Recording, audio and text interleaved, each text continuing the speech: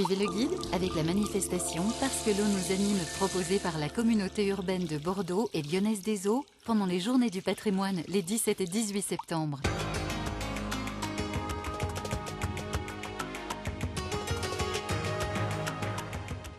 Bonjour, nous sommes ici pour finir notre histoire du cycle de l'eau dans l'agglomération bordelaise.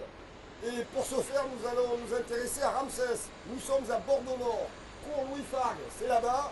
Les bassins à flot, c'est là-bas. Ramsès, c'est le centre de télécontrôle. La lutte, le cœur du dispositif de lutte contre les inondations. Imaginé par la communauté urbaine, exploité par Lyonnaise des Eaux. On va raconter l'histoire de Ramsès. En avant les amis.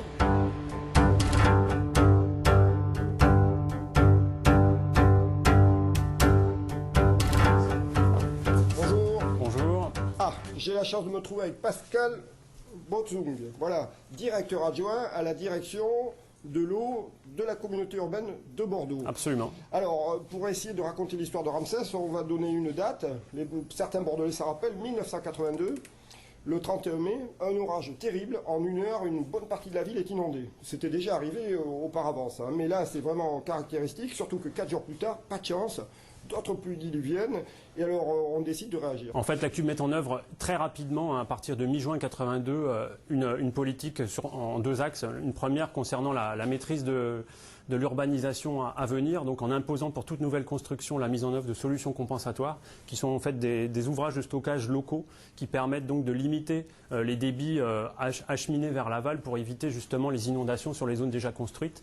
Et une deuxième partie de la stratégie qui est des investissements massifs qui vont être réalisés donc à partir du milieu des années 80 concernant donc l'équipement des zones déjà existantes pour se protéger contre les inondations. Donc aujourd'hui, on a un patrimoine de canaux, voilà, 3900 km environ 130 bassins de stockage pour une capacité de stockage de l'ordre de 2,5 millions de mètres cubes d'eau, une capacité de pompage de l'ordre de 500 000 mètres cubes heure, ce qui représente à peu près 2 fois le débit d'étiage donc de temps sec de la Garonne. On serait capable de pomper 2 fois la Garonne. Alors très impressionnant, là on peut vraiment dire c'est pharaonique. C'est pharaonique, d'où le nom qui veut dire quelque chose, mais qui est en référence à des travaux gigantesques. Il faut dire aussi que en fait, les Bordelais ne le voient pas trop, ça, parce que souvent c'est souterrain, mais ça a été de gros investissements. C'est des investissements extrêmement structurants, mais qui sont relativement invisibles pour le citoyen, effectivement, mais qui représentent environ 600 millions d'euros investis depuis le début des années 80. Et ce que je me permets de dire aussi, quand même, c'est que c'est une référence mondiale. Absolument. Aujourd'hui, Ramsès est encore un exemple au niveau français. On est dans les 2 ou 3 sites de référence français et européens, voire mondiaux, et nous accueillons des délégations étrangères de manière très régulière tout au fil de l'année. Bravo. J'ai la chance de me trouver en face de Alexandre Ventura, responsable assainissement, Lyonnaise des Eaux. Alors, cet écran, à quoi il nous sert? Alors, nous sommes face à un mur d'images composé de 12 écrans qui nous permet d'avoir la meilleure vision possible de l'ensemble de l'assainissement et de disposer des informations nécessaires à la bonne gestion du système. Alors, on nous a parlé des bassins. Alors nous avons effectivement beaucoup d'informations. Tous les petits carrés bleus sont les bassins dont on a parlé tout à l'heure qui permettent de retenir les eaux de pluie. Mais nous avons bien d'autres informations. Ça va des prévisions météorologiques par tranche de 3 heures, le remplissage bien évidemment de ces bassins, mais également les impacts de foudre, les hauteurs de Garonne, le radar météorologique, jusqu'à l'infotrafic pour pouvoir envoyer les équipes au bon endroit au bon moment, et également les interventions chantier qui nous permet de les localiser pour pouvoir intervenir en cas d'urgence. Alors quand vous nous parlez de chantiers, c'est les chantiers en construction, les immeubles qui se bâtissent? Non, ce sont essentiellement des gens qui travaillent dans nos ouvrages, donc bien souvent sous terre, dans les collecteurs, et qui sont effectivement soumis à un risque important, qui est le risque de l'intempérie, donc de l'eau qui peut arriver massivement dans les collecteurs et mettre en danger les personnes sous terre. Je retrouve la compagnie de Pascal, communauté urbaine de Bordeaux. On l'a compris, Ramsès a sauvé Bordeaux des inondations. C'est quand même très important pour le confort des habitants de la ville. Mais Ramsès aussi, ça a un rôle important contre la pollution. Exactement. Aujourd'hui, la CUB utilise son système d'assainissement aussi pour traiter les pollutions de temps de pluie qui sont issues notamment du ressuyage, du lessivage des chaussées, des voiries, des toitures qui emportent un certain nombre de polluants dans les milieux naturels.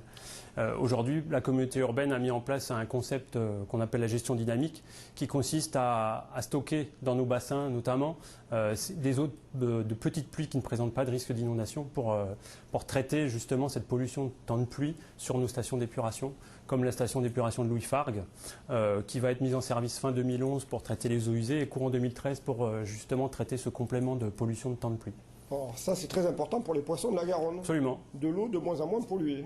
Merci à vous. Alors je rappelle qu'ici, on va aussi bientôt ouvrir un centre pédagogique pour les petits et pour les grands. Et puis alors surtout, comme chaque année, pour les journées du patrimoine, vous jouez le jeu, on peut venir visiter Ramsès et puis aussi des stations très impressionnantes, hein, comme la Grenouillère par exemple, où on peut descendre dans des trous, bassins, etc. C'est quand même génial. Merci à vous tous. À la prochaine les amis.